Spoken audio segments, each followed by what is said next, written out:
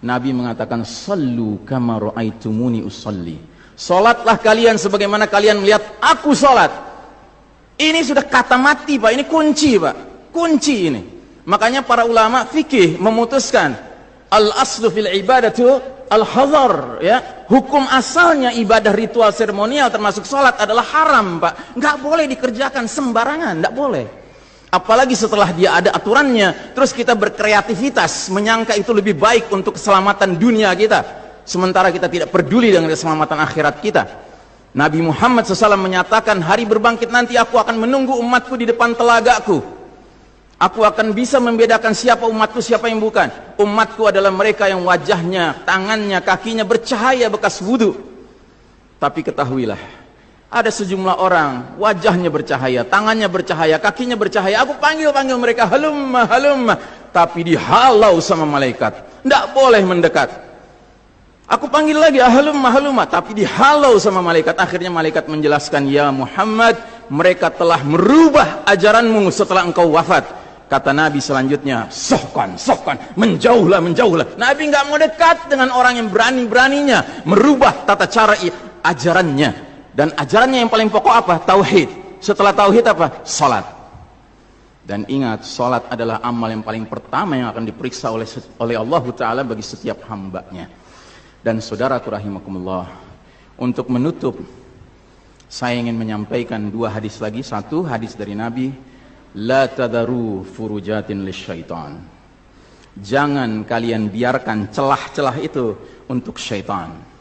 Ini Nabi Muhammad SAW yang berbicara, bukan Ihsan Tanjung. Kalau Ihsan Tanjung yang berbicara, Anda boleh tolak, Pak.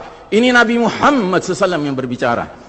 Yang kita baca salawatnya dengan harapan mendapatkan syafaatnya. Dengan harapan boleh meminum air dari telaganya.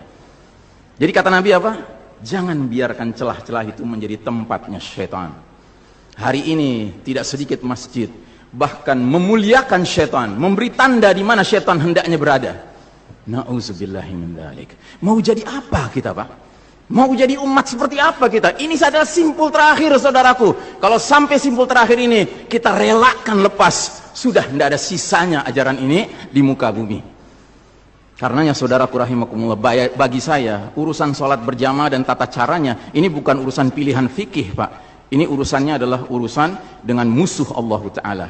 Nabi Muhammad SAW ini terakhir, hadis yang terakhir, kata Nabi SAW, innal yahuda qad sami'u dinahum. Sesungguhnya Yahudi sudah bosan dengan agama mereka. Wa innahum qaumun hasadun, dan mereka adalah kaum yang sangat hasad kepada kita umat Islam, terutama dalam 3 perkara. Satu, raddis salam. Kebiasaan kita umat Islam kalau ketemu saling ngucapin assalamualaikum, dibalas waalaikumsalam. Itu Yahudi nggak senang, Pak. Yahudi tidak senang melihat umat Islam berukhuwah Islamiyah. Yahudi nggak senang umat Islam kalau ketemu saling bersedekah dengan senyum, makanya dibikin aturan begini, nggak kelihatan senyum kita. Yahudi nggak senang kita ketemu, kata Nabi, jabat tangan, rontok dosa-dosa. Maunya mereka begini saja jabatan tangannya. Dari mana ini semua? Yang kedua, mereka hasad sama kita dalam urusan apa? Iqamatis sufuf, dalam tata cara kita menegakkan saf kita. Ingat, Pak, saf dikatakan tegak syaratnya 2. 1 lurus, 2 rapat. Bukan hanya lurus tapi renggang-renggang, atau rapat tapi meliuk-liuk. Tidak, harus dua-duanya lengkap. Sehingga Nabi sampai bertanya, kenapa kalian gak bersaf seperti malaikat di hadapan Allah? Para sahabat bingung, bertanya, bagaimana malaikat? Kata Nabi, mereka mendahulukan saf awal dan mereka saling rapat satu sama lainnya. Jadi Nabi itu bangga kalau umat Islam sholatnya seperti para malaikat di hadapan Allah Ta'ala. Harusnya itu menjadi kebanggaan kita juga. Dan harusnya kita tersinggung kalau ada pihak yang berusaha untuk mengacak-acaknya. Dan yang terakhir, yang ketiga, Yahudi itu hasad sama kita dalam urusan apa? Dalam urusan umat Islam di belakang imam sholat wajibnya mengucapkan amin.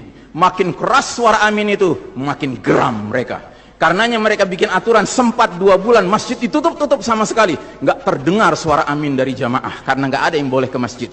Tapi sekarang setelah dibolehkan, masjid yang bisa muat 2000 orang, cukup 500 orang, cukup 700 orang. Supaya apa? Sekurang-kurangnya aminnya bisa berkurang.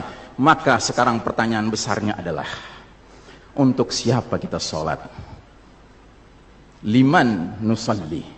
Lillahi aw lihaula? Atau untuk mereka? Inna salati wa nusuki wa mahyaya wa mamati lillahi rabbil alamin. Mudah-mudahan apa yang saya sampaikan tidak membuat bapak dan ibu makan nggak kenyang, tidur nggak nyenyak, tetapi semakin sadar betapa kita sedang hidup di era penuh fitnah di akhir zaman, dan musuh-musuh Allah sedemikian sistematis, sedemikian terencananya membuat kita sadar tidak sadar meninggalkan din kita. Yang paling mengerikan kalau sampai sudah nggak ada perasaan lagi risau dengan ini semua. Karena apa? Nabi bersabda, siapa lihat kemungkaran ubah dengan tangan, nggak bisa dengan lisan, nggak bisa dalam hati. Dalam hati itu maknanya apa? Ingkari itu sebagai kebenaran, itu mungkar. Dan itu kata Nabi selemah-lemahnya iman.